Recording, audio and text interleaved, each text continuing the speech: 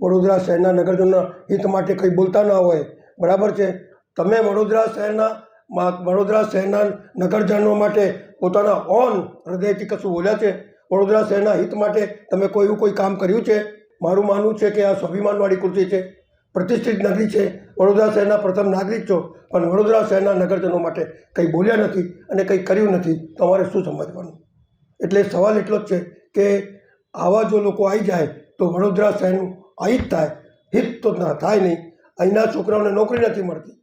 100 રૂપિયાનો દંડ હતો એને 2500 રૂપિયા નોકરી તમે આપી શકતા નથી, અને તોય છતાં વડોદરા શહેરના યુવાનો માટે, મહિલાઓ માટે, વૃદ્ધો માટે કંઈ બોલી શક્યા નહીં, અને તમને લોકોએ બોલાવ્યો તેમ તમે બોલતા રહ્યા. એટલે અને અમને જે સસ્પેન્ડ કર્યા એ બી નીચેથી ઇશારો કરેલો અને સસ્પેન્ડ કર્યા છે.